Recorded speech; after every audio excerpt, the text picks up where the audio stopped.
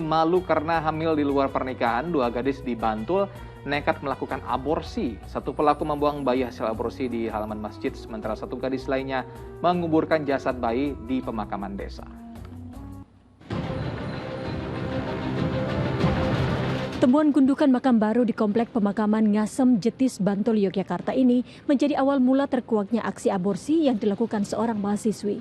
Warga yang curiga dengan gundukan baru padahal tak ada warga yang dimakamkan melaporkan hal tersebut ke polisi. Aparat akhirnya melakukan pembongkaran makam dan menemukan tulang belulang berukuran kecil. Dalam penyelidikan, polisi mengamankan gadis berusia 18 tahun asal Imogiri yang diduga melakukan tindakan aborsi atas janin berusia 4 bulan yang dikandungnya. Ironisnya, seorang gadis lain juga turut diamankan polisi karena melakukan tindakan yang sama. Mahasiswa sebuah perguruan tinggi swasta di Yogyakarta itu diamankan polisi usai aksi aborsi yang dilakukannya. Ia lalu membuang janin buah cinta dengan sang kekasih di halaman masjid wilayah Kecamatan Kasihan, Bantul. Menurut pihak kepolisian, tindakan aborsi dilakukan keduanya dengan mengonsumsi pil yang dibeli secara daring. Sisa pil penggugur kandungan itu menjadi salah satu barang bukti yang diamankan polisi. Motif kedua kasus ini yang pertama takut dengan orang tua.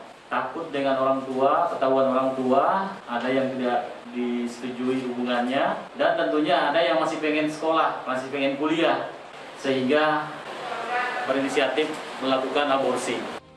Kini kedua gadis berstatus mahasiswa itu terancam hukuman maksimal 10 tahun penjara. Masud Fahlavi melaporkan dari Bantul, Daerah Istimewa Yogyakarta. Astagfirullah, ini miris sekali ya Ustaz. Pelaku aborsi bahkan masih berusia belia 18 tahun dan satu lagi adalah seorang mahasiswi ini bersama kekasihnya.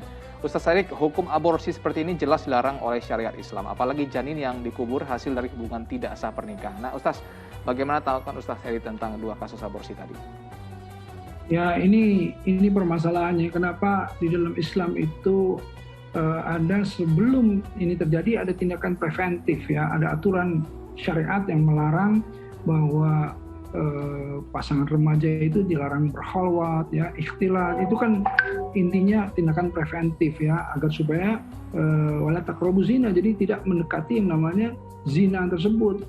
Bahkan kalau misalnya kita bongkar hadis ya, kalau seorang laki-laki itu sudah masuk ke usia pernikahan, hendaknya dia ghodul basar, menundukkan pandangan dan kemudian memperbanyak saumnya gitu untuk menahan syahwatnya. Ya, kemudian yang namanya wanita itu kemudian dilarang kemudian untuk membuka aurat dan lain-lain. Ini tindakan-tindakan preventif. Nah, kenapa? Karena yang dikhawatirkan terjadinya seperti ini gitu ya. Ketika dia melakukan hal yang kemudian dilarang, kemudian dia akan terus merugi gitu di dalam kehidupannya, apalagi sampai membunuh. Ini kan aborsi ini membunuh, dan ketika membunuh ini apalagi usia 4 bulan ya, itu kan sudah ditiupkan ruh ya. Man qatala nafsan bi ghairi nafsin aw fasadin fil ardi fakanama qatala nasya jami'an. Jadi barang siapa yang membunuh seseorang bukan karena orang itu atau bukan karena memang seharusnya bisa dibunuh, itu membuat kerusakan di muka bumi, maka seakan-akan dia telah membunuh semua manusia gitu. Ya, jadi betul-betul kan yang namanya janin ini bisa jadi kemudian orang tua, dan dia juga bisa mempunyai anak cucunya dan lain-lain. Jadi di sini Al-Quran bilang seakan-akan kamu membunuh semua manusia begitu ya. Nah inilah ya berbahaya sekali ya, jangan sampai kemudian tidak tidak menghitung kemudian dampak yang akan ditimbulkan dari hal-hal yang dianggap diremehkan ya, seperti misalnya berkhalwat dan berpacaran dan lain-lain. Kurang lebih begitu. Jadi intinya tuh jangan dekati zina ya, kalau untuk para pemirsa di rumah, khususnya anak muda nih, karena kalau sudah deket nih lepasnya susah gitu Ustaz ya, makanya jangan deket-deket, nikah aja deh gitu Ustaz ya, kalau memang tujuannya untuk seperti itu. Nah Ustaz, rata-rata alasan pelaku aborsi adalah malu dengan tetangga, saudara, orang tua dan sebagainya. Nah Ustaz, amit-amit nih Ustaz ya, mungkin ada teman kita atau saudara yang sudah terlanjur hamil di luar nikah nih Ustaz dengan kekasihnya. Nah baiknya sikap kita seperti apa dan harus diapakan nih Ustaz? Ya kita harus rangkul dia dan kita ajak bertobat. Malu itu harus sama Allah yang paling utama, jangan sama manusia gitu. Takut itu sama Allah, jangan sama manusia. Karenanya apa? Karenanya kalau dia bertaubat, dia kemudian memelihara yang namanya janinnya, dikarenakan tanggung jawab dia ya, resiko dia melakukan hal-hal yang kemudian sudah dilarang, tapi dia ingin memperbaikinya, dia ingin berhijrah dari keburukan-keburukannya, insya Allah Allah akan kasih jalan keluarnya. Kan wa may yattaqillah yaj'al lahu makhrazan wa yarzuqhu min haitsu la yahtasib.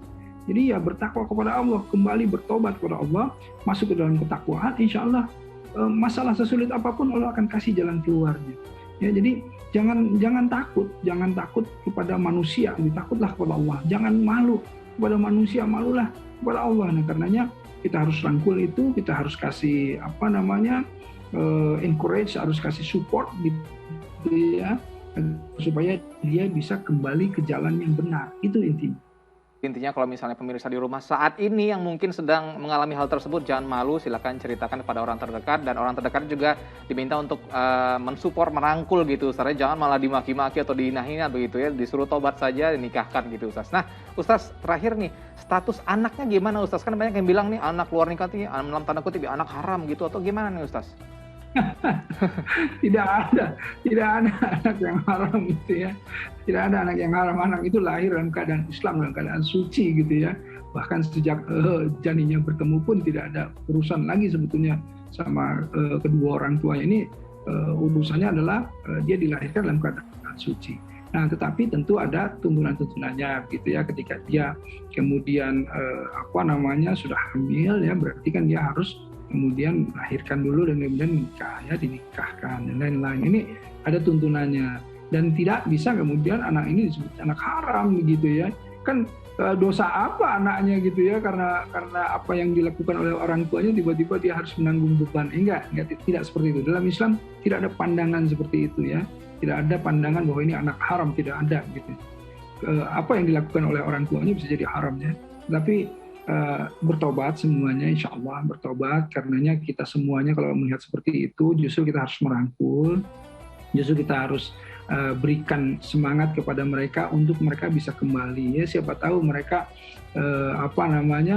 bisa kemudian kembali, bahkan menjadi orang-orang yang lebih soleh dari kita semuanya mungkin ya, karena ada dorongan untuk pertobatan yang kuat.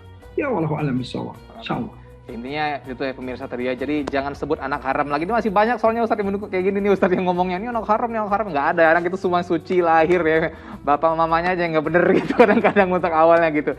Tapi ya itu tadi, kita beri support, kita rangkul segala macam gitu. Nah terakhir ini Ustadz, ada pertanyaan juga. Ini misalnya Ustadz, kalau misal sudah hamil, itu dinikahkannya apakah pada saat hamil itu atau tunggu anaknya lahir Ustadz? Ada juga yang mengatakan bahwa nikah aja deh sama yang lain untuk menutup aib gitu Ustadz. Bagaimana Ustadz baiknya?